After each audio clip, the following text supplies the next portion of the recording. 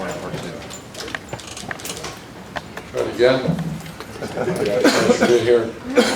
Just finished, once again, I believe it's number 7. We had a scrimmage yesterday. Our first double was a shorts practice that came out for the scrimmage in the afternoon. Ezekiel Elliott has had a wrist surgery. He should be practicing later this week. We'll probably not have contact till the following week, but he's projected to play in the first game. Was doing great, and he's fine. Braxton Miller was doing great. Just as because of the volume issue, we decided not to throw him yesterday. We'll go tomorrow, practice tomorrow. And Jeff Harmon, we held him out because of just once again volume on his foot, but we anticipate. Well, he was full speed. That was my choice to do that. So I'll answer any questions for you. Front row left, Rusty.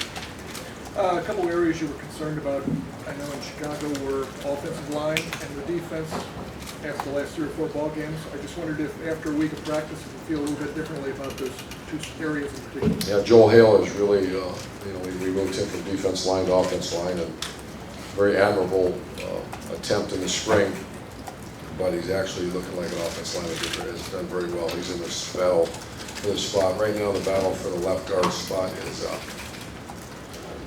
Tony Underwood, Joel Hill, and then Billy Price now. Billy Price has entered that, and he at times was fantastic. So I'm a little more, I think we're a little more stabilized at that position. Right tackle is getting a little stabilized with Daryl Baldwin, right tackle, Pat Elfline, Jacoby Bourne, and Chad Lindsay battling out center. Left guard we just discussed, and Taylor Decker is really having a good camp at left tackle. How about the D? Defense is doing very well, especially the areas that we're not very good at as pass defense. So I'm very pleased with where we're at. I think they continued the cycle that they started in the spring, and it's going pretty well. Front row, Bill. Are there guys that have really kind of gone from either nowhere or kind of just barely in the mix to really making a statement so far? Guys. Are there some There's players a that really bunch. jump out? I just don't leave people out, but I mean Von Bell and Tyvis Powell are 2 guys that I guess are relatively unknowns, that they're playing like veteran players right now. Dontre Wilson, Jalen Marshall are in a nice heated battle at the H-back position. Corey Smith and Michael Thomas have really started the battle for one of the top 2 or 3 receiver spots. I can go on and there's a bunch of guys. Time to go through more. Front row, Todd. Urban, since we last talked, the O'Bannon thing came down, autonomy issue was passed. Do you see this as maybe opening up the door for, obviously college football is an arms race as it is, making it even more so of an arms race for facilities? And I apologize, I probably should know more about the whole situation. I don't. Gene Smith and I have had minor discussions about it. I got to get a team ready to play, a very good Navy team, Virginia Tech team. I have not read it. I understand there's a ruling, and I apologize. I know I should probably be more up to speed on that, but I'm not. Front row, Tim. Yeah, Urban, if you started the game today, who would be your starting running back? And has Rod Smith jumped into the picture maybe a little more than y'all maybe thought he would? I don't know. Yeah, Rod is in the battle now. In the spring, I did feel he was. He really didn't practice much yet. He concentrated on academics. We pulled him out of spring practice. He's had a very good, whatever it's been, 4 or 5 days. So, Ezekiel is back. Then you have him, Curtis, Sim, and Rod. Briante has also had a couple of good days. So, Warren Ball's the guy. He's missed a week. The good news is he comes out tomorrow and practices. So, we're not ready to name a starter yet, but the names right now, off the top of my head, the 3 or 4 would be Zeke, Rod Smith, Curtis Samuel, and Briante. And one other quick follow-up to what Todd just asked you.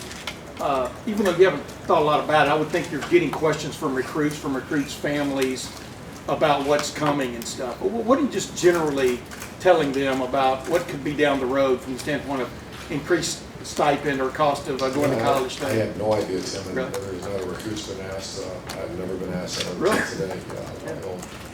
I imagine when we get a break, Gene and I sit and talk, because once again, I have I'm almost embarrassed to say I have no idea what all that means. I don't know the ruling. I heard there's a ruling that it's 3rd down and 6. We have to get that first down. Front row left, Doug. Urban, that running back battle, can Curtis Samuel as a true freshman do everything you need a running back to I do? mean, every time I gotta be careful because I do this. But I love that kid, and man, oh man, does he go hard? He's talented, and he will play this year. And then we know he's a fast guy. I mean, he can run between the tackles and pass. To be determined, but I've done this a while. Yes. Okay.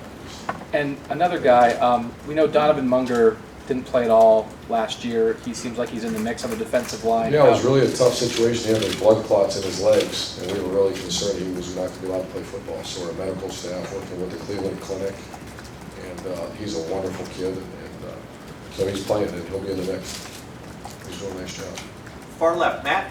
Can you talk a little bit about what this, you're getting into 2-a-days, you got your Ackerman Road camp. What's this next week about? What do you want to find out about guys here? How difficult is this week? Well, I think there's a couple stages of, we call it Journey 14 is what we're on right now. And you have the Mat Drills off-season program, which is really tough. You can kind of identify who can, the fight or flight mentality, spring practice, and then this next week is real. It's all in it. And they just got a little dose of what it's like, and then they're off today. So these next, it's 2-1, 2-1, 2. I can't add those all up. That's a lot of practices in the next 5-6 days. And that's when the homesickness and start feeling sorry for each other. So you find out what kind of team it's going to be real hard. And so we'll find out at the end of this next week. I'll have a good indication what kind of team we have. Right now, it's everything's pretty good. But this next week is when you really got to stay healthy. You got to be smart as a coaching staff, but you also need to see how they fight when it gets tough. And this will be the toughest week that they have all year. Second row left, Bill. Urban, you said in Chicago that Dontre had added about 10 pounds of weight, or might be able to run between the tackles. You made any determination on that yet? Yeah, if he holds it, he's pushing the, let me think now. I want to say he's 180s, almost 190, which you think about, it's almost 20 pounds he's gained since he's been here. And so we have not put him on Monday. I met with him yesterday. We're going to start putting him with the tailbacks to work some inside zone. That's to have an outside guy to be able to do that, that's a big advantage. Also, any thought of him returning punts as well as kickoff? He's doing both right now. He'll be the starting kick returner as of right now, the starting punt returner, we're still determining. Front row middle, Dave. Urban, is Braxton pretty much on schedule? I know you guys are less than 3 weeks away from the opener. Is this where you hoped he would be, or is he just, if you could talk about where he's at? Yeah, I think I anticipated this. I've dealt with the guys with arm issues before, and we're being very cautious. He could have certainly practiced yesterday, but we're in it for the long haul. So, yeah, he's right on schedule. Middle row, Jeff. Coach, there was some talk in the spring that the offense just wasn't going to be able to look the same this year with losing the offensive lineman, losing Carlos Hyde, things like that. Is kind of the process to get that where you want to go kind of still in progress, and is Braxton being hurt kind of hurt you in there as far as kind of trying to make things It's still early. If this was next week, next Saturday, and he did go, then that's going to hinder our progress. When I say that, we leaned on Carlos Hyde quite a bit, like any coach would with a player like that, an offensive line like that. We're building an offensive line, so it's going to look a little different. We'll probably rely on quick passing game much more than we did. Like we have in other places, you're building around what you have. And last year, you got a little comfortable with that big back and this great offensive line. Far left, Lori. Coach Meyer, is the alignment of the staff where you want it to be right now, or is that something too that can be built a little bit more between now and?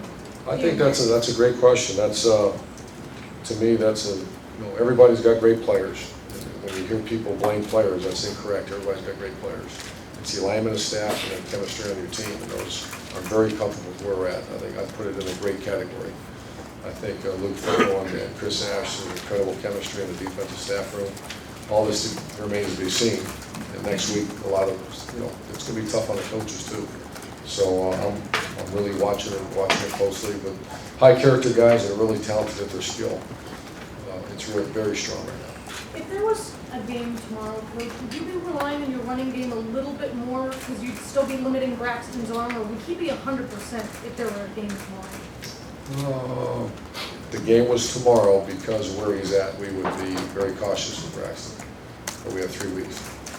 far right, Clay. You always seem to lean on kickers, you get up in their face when they're kicking, and this school's always had a good one. How does Nuremberger, how's he done so far? I really like him. He's with his family. He's actually a pretty good punter too. He's our backup punter. And Kyle Clinton and him, we haven't named Nuremberger the kicker yet, but he's a really talented guy. What's his range? Oh, don't know that yet. Last couple questions, because we've got some players out there. We'll go to the far right here, Ray. Coach, you said you hadn't read the O'Bannon, the report on the lawsuit. What about the autonomy issue that was voted on Thursday that gives you, your school, and other major college football teams the right to set their own rules? Any thoughts about that stuff? No, I really don't. You know, I have such a great relationship with our administration, AD, that when Gene and I will sit down at some point, but it's not now. We got the training camp getting ready to go, and I honestly have no idea what all that stuff means other than The idea in general of stipends for players? maybe. Yeah. In general, the idea of stipends for your players, is that something? Maybe. Far left, Tom. Urban, what have you seen with Taylor Decker from this time last year to now? Well, he's a product of culture in the best culture on our team, and that was the offensive line. He's a leader, he's tough, he's strong. They say he came that way here. I don't know if I'd say that. He'd be the first one to say it. So he's the leader. Right now, Jeff Hireman, someone, Coach Brown, our friend, my great friend, Mac Brown's here. Mac, you want to come up here and handle this for me? No comment.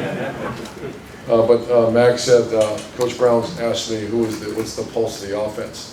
And right now it's Jeff Hireman, Taylor Decker, and Braxton Miller. And Taylor Decker, I think you said that a couple years ago. So he's come as far as anybody on our team. And final question, far left, Rusty. I know it's awfully early, you guys are in the top 10 in one preseason poll, you're gonna be in another one that comes out next week. I'm just wondering, as you look at this team compared to your previous dozen teams you've had. Is this going to be a Navy question? Or No, well, sort of, yeah, because if you lose to Navy, you won't be ranked.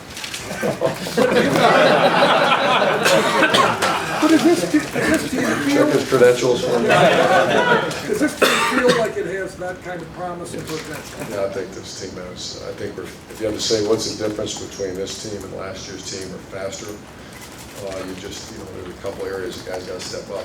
Josh Perry's got to step up and play big. He's replacing Shazier, and that offensive line has to stay healthy and get better. But it does have a feel of a very good team. Thanks, guys. Thanks, Coach. Thanks, Coach. All right, hey, folks, let's just head out this way right here. We'll head out to the indoor. For the win.